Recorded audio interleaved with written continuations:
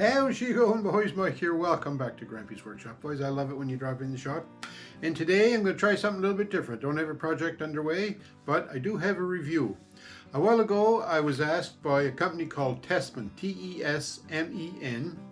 They approached me and asked if I would like to work with them on a collaboration to promote one of their products, an AC voltage detector. So I said, yes, I'd do that. And here's the detector right here. I said I'd do that, but on one condition. I said, because this is my channel, my personal channel, it's going to be my personal viewpoint. I don't want to be told what to say or told how to present it or have my video taken down if it's not, you know, a glowing report about your detector. And they wrote right back to me, a very quick response, I have to say. And they said, no, don't worry about that. We have the utmost confidence in our product. And they said, you do your review, you do your video, you post it, and as long as you use an Amazon affiliate link that they provided me, then everything would be fine. So I said, well, that's good, I can't go wrong there, so I'm going to give my honest opinion of this Tesmen TN213 AC voltage detector. So let's get on with it. So here's the detector in the box. It's an AC voltage detector. I have to stress that point. It's got nothing to do with DC. If you're interested in measuring DC voltage, this is not the puppy for you. This is only good for AC. It has an IP66 rating, this unit, which means it's water resistant and dust resistant, dust proof. It also has a flashlight feature, which would be really handy because I don't know about you, but whenever I'm looking for a circuit that's not working, it's usually in the dark because the light just went out, right? So that can be very, very handy. It has an LCD display, so it should be easy to read what the detector is trying to tell us.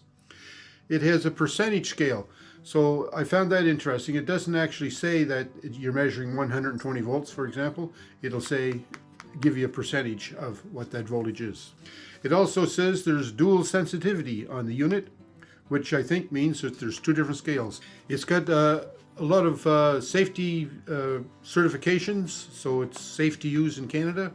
It's I don't see a CSA approval on it, but it's CE and UK certified, so I think it's going to be plenty safe enough to use. It comes in 3 different colors: green, red, and blue. The one that they sent me is green. Okay, let's open it up. Enough talk, let's get at it, right? It comes with batteries, so that's handy. So right out of the box, you know, you can make it work. You don't have to buy it, come home, realize you don't have batteries, and have to go back to town. So this is the manual. So of course all these units come with manuals, eh? Ooh, this is a big one. Lots of different languages. You know, so that's nice, all those different languages. I guess that means you can measure AC voltages in different countries. All right, the detector itself comes in a nice little plastic sleeve. So there's the detector. I must say, it's got nothing to do with the capabilities of the detector, but I really, really like the color. I'm glad they picked green to send me. It's a TN213 model AC voltage detector.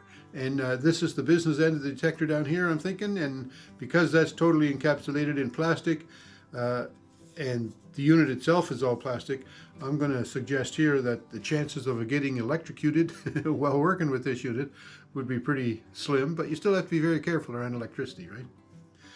Okay, on the front of the screen here, on the front of the unit, there's a screen which is probably going to display the level of voltage that you're measuring. There's a power on button, I expect, and then there's another button there that just has like a light on it. That must be for the flashlight. And then there's an S below it. Not sure what the S means. We'll discover that in a minute. So, in order to get this to work, we need to put batteries in it. So the end cap here just screws off. And I noticed, just as I screw that off, there's an O-ring around the end cap. So that's probably there to provide the IP66 rating, because since the unit is all plastic, it certainly can withstand some water. And then that O-ring there will keep the moisture from getting inside the unit, get to the innards, and keep the dust out as well. So how do the batteries go in this now? I wonder, I can check the instructions. Oh, no, just a second. If you look on the back of the detector, hope you can see that, it shows AAA cell batteries, and it shows that the positive end goes in the detector first. So that's handy. Okay, there it is. Now, this detector with the batteries in it, I must say, it's not very heavy. It's about this, it weighs a little bit more than what a pocket pen would weigh, a ballpoint pen. And because it has this little pocket clip on it, it could slip in your pocket very easily and be easily carried around. It's not like it's heavy and bulky. So, you know, like if you had it in your pocket, you wouldn't have to worry about your pocket hanging down or getting caught and things like that. So I think that's going to make this a handy unit to have because it's easy to use, right? If it's easy to use, you'll use it. So how do we make this thing work? Going to push the power button first. So, oops. Okay, I think I figured this out. You have to push the button for more than just a tap. You have to, it's a long push, like probably a second. Yep, there you go. And when you push it for a second, the end, it beeps, the end flashes red, and then the screen lights up. And if you can see the screen there, it says 0% because it measures a percentage. The screen itself is empty, but at the top it says 12 volts to 1 kilovolt, and it says AC on it. So I have to stress again that this is only good for AC. So 12 kilovolt. I could read the instructions, I guess, to figure out how all this works, but it's more fun trying to find out this way, isn't it? So now what do? We push it and turn it off. Yep. This button down here, it has the headlight in the S. If one push it on that, you see the scale is 12 to 1 kilovolt, and it blinked red and beeped, and then it says 70 to 1 kilovolt. See that? That's neat. I like that. Two different scales. So how do you turn the light on? This button with the flashlight on it, you hold that for a second, and on comes the light. And I have to say, that's a fairly intense light. That would work good. Looks like it would have a broad beam. So if you were looking, you know, around your outlet or something in the dark or in the panel or whatever you're doing, that would certainly light up your workspace. So you push now again for a second to shut the light off. So a second turns the light on.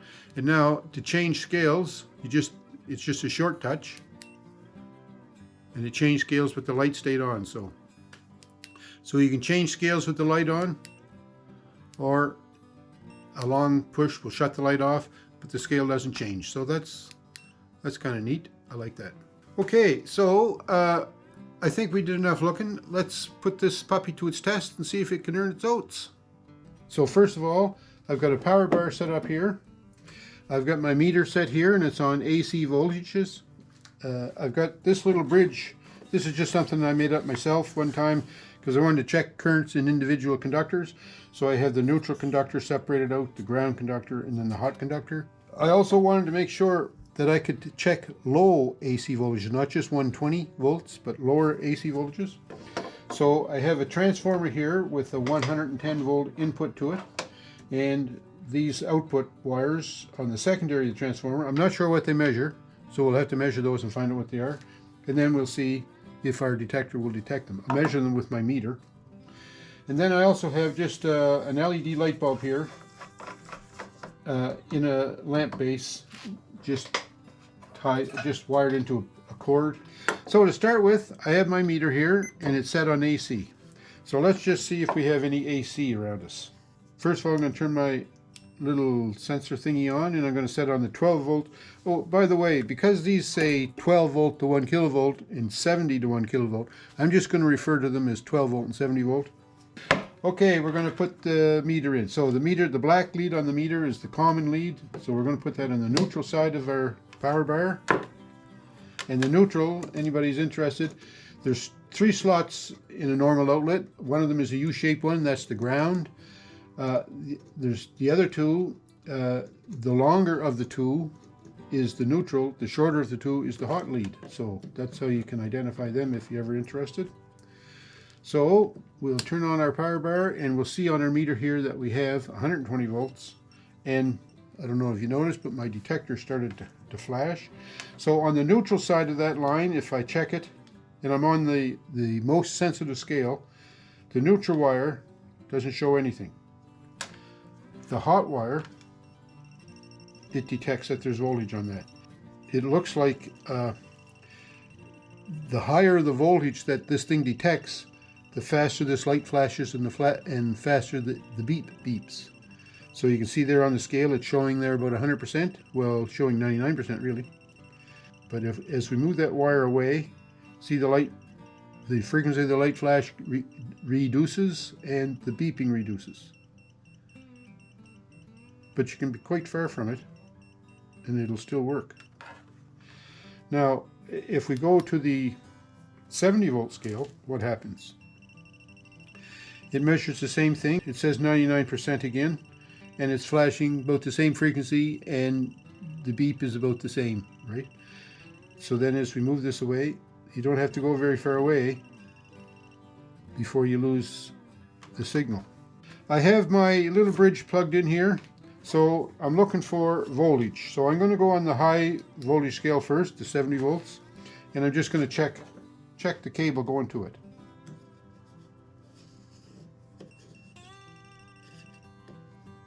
So on this cable, this is a flat cable, and if you notice, if you can see in close, I hope you can, but just wait till I get something to point with here, or I'll use the probe. When I skinned this cable back here, I was able to determine exactly what's going on. The middle of those three ribs is the green wire or the ground wire. All right. Then there's, if you follow these wires back, the neutral side of that comes in on this side, and the neutral side is just, there's no markings on that wire at all. In fact, there's no printing on it, but there's some ribs. You can feel some ribs. Listen. So I'm rubbing my fingernail over that. There's some ribs on that conductor. And that's called an identified conductor, but usually the wire that's got the ribs in it is going to be the neutral side. Now the other wire here is the one that goes to the hot wire, and if you can follow that one back, it has markings on it, and I can't really make out what those markings are, but I'm thinking what they are is they're indicating the gauge of the wire and the amount of voltage that it can withstand, things like that. So down here where I have them separated out, don't forget now I'm on the 70 volt scale. The hot shows voltage, the ground shows nothing, and the neutral shows nothing. And that's the same thing up here. This plain one with the ribs is the neutral, so that shows nothing. The hot's on the other side, and that shows voltage present. All right, now that's on the high voltage scale. So let's go to the low voltage scale, or the most sensitive scale. It flashes rapidly on the hot side, but not so much on the neutral side, and nothing on the ground side. Now what I'm going to do is I'm going to take this light bulb, make sure I get the right cord for that, and I'm going to plug the light bulb in. Now here's another example of these identified conductors I talked about. If you notice, the end of this is a two-prong plug. On the end of that, there's this prong on this side, and it's got the widened prong on it, as opposed to the other one, which is just narrow. So this is the neutral side, this is the hot side, and if you follow that plug back, the neutral one comes on this side of the wire, and that one has the ribs on it, and the other one is just plain, if you can make all that out. So I just wanted to point that out, just kind of interesting, if nothing else, right? So we're going to plug that in here, and as soon as I plug that in, my detector started to go because it's laying right here beside the wire. So that's determining that there's voltage in that wire, and of course there is, because our light bulb came on. So that's on the low voltage scale. So if we go to the 70 volt scale, the higher voltage scale, you can still detect that there's voltage in that wire. But I'm interested to know if you can detect voltage in the actual light socket itself. So on the high voltage, yes, you can detect it. If you put it on the low voltage, definitely you can detect if there's power in that. So let's take that away till it stops.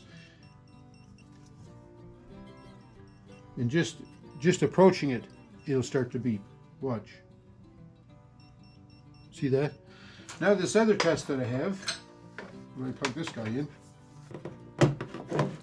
Okay, there we go. Do we have voltage going to our transformer?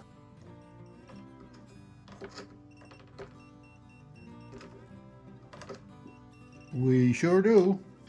Now, because these conductors are sort of crisscrossing over one another, watch what happens when I go to the low voltage scale. I'm thinking that I'm going to get confused when I try to figure out what's what. So just as you come close to it, it starts to flash, right? So it's flashing on the neutral, flashing on the hot, it's flashing on this wire up here. So when you have a conglomeration of wires like that, the low voltage scale, that one's not going to do you much good. You have to go on the high voltage scale then and see, what do I have? Oh, there's voltage on that wire. There's voltage on that wire, but not on that wire. So that's one way you can use the less sensitive side scale when you have a bunch of wires together, as long as you can come in contact with the conductor. Well, in contact, I say through the insulation around the conductor. All right, you can understand all that. I'm going to try and measure what's coming out of the secondary, and I have no idea what that voltage is. Anyways, well, I'm going to put the common side of the meter in the blue conductor, just because it's different color than the other ones. So I'm going to measure from the blue to this yellow one here. And if you can see on the scale, I'm measuring 6.6, 6.7 volts, 6.8. So 6.6 volts. I'm on the 70 volt scale. Let's see if I can measure anything in these secondaries. Nothing there. Nothing there. Not performance. Let's go to the more sensitive scale. All right, now we're on the 12 volt scale. Oh yeah, 12 volts there. But if you can notice, probably can't see that too good, but I'll just tell you, it's telling me that it's 10% with 2 bars, and you see the light's not flashing very fast, and the beep frequency is not very high. If you go on this one, that's the same. Definitely these lower voltages, I'm able to detect them with the on the low scale, but if I get too close to the main body of the transformer, then I detect the 110 AC.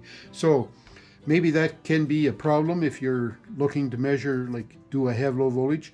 You might think, oh yeah, I've got low voltage here, but in fact, you're measuring the field from the transformer.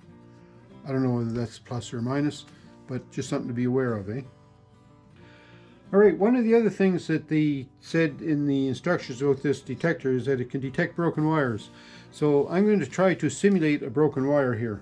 We've got 110 or 120 coming through this bridge, through this. Then I have my meter plugged in here. So we have to use our imagination here, okay? So this extension cord now, this is, the meter leads are now part of the extension cord. Coming over here to the meter, which reads 120 volts, and that's going to be, pretending that's our light bulb, all right? So, but instead of having the big bright light shine in our face, we just see numbers. So now we have our probe, and we're going to go on the 70 volt scale, the least sensitive scale. So we check here. Yeah, we've got voltage there, voltage there. Oh, but we can't detect voltage in this bigger part of the extension cord. So we have to go to the more sensitive scale. So you've got voltage there, yep, voltage there, voltage there. One thing I'm noticing with this is when you detect voltage, you just can't quickly go to the other side. You have to take it away until it zeroes itself, I think, to get to prove that you have a better reading. So anyways, so there's our voltage, all right. Up here we can see the voltage on our extension cord now, and then on their meter leads. So our light is working, but then all of a sudden we get a break in the wire. Uh-oh, what's happening? Our light just went out.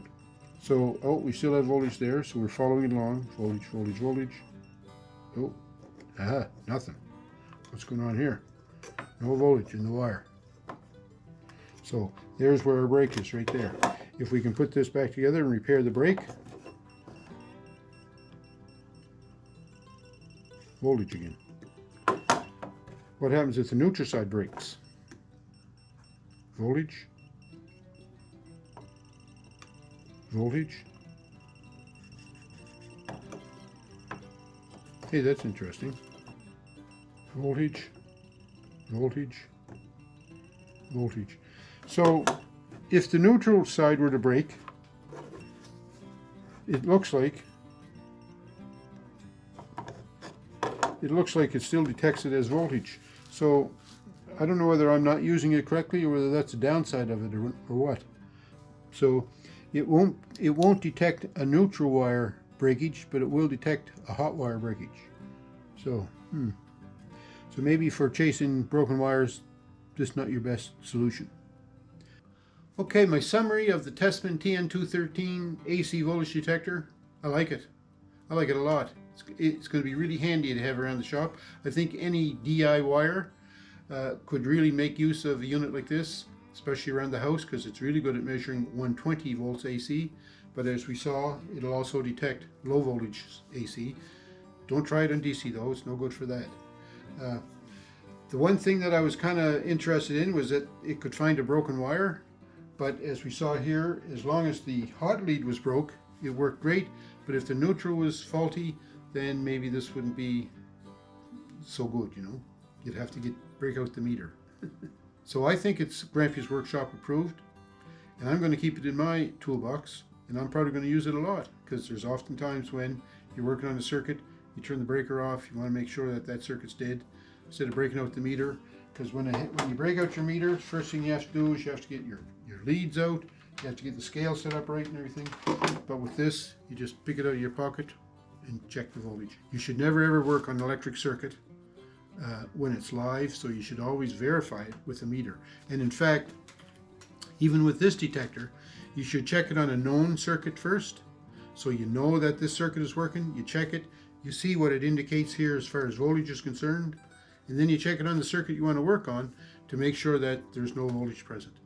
And then you should also check it again on a circuit that's live to make sure that it still works. Because, you know, when your life is on the line, you don't want to mess around saying, oh, this worked, there's no voltage. Well, it could have failed from the time you tested it to the time you put it on the test point. So that's why it's always good to check on a known circuit first to make sure your detector is working, and then check your circuit, and then check the detector again, make sure it's still working. And then you can feel more secure that the circuit you're working on is de-energized. But it's always worthwhile to check it with a meter, not just one of these probes. So yeah, I'm going to say this is Grampie's Workshop approved. I'm going to keep it in my toolbox, and I'm going to use it a lot, I bet you. Anyways, I hope you enjoyed the video. It's fun making it, setting up that test and everything like that. Kind of interesting. So thanks for watching, and don't forget, thumbs up me, and I hope if you get one of these, you're satisfied with it. Take care, folks. Have a great week. We'll talk to you.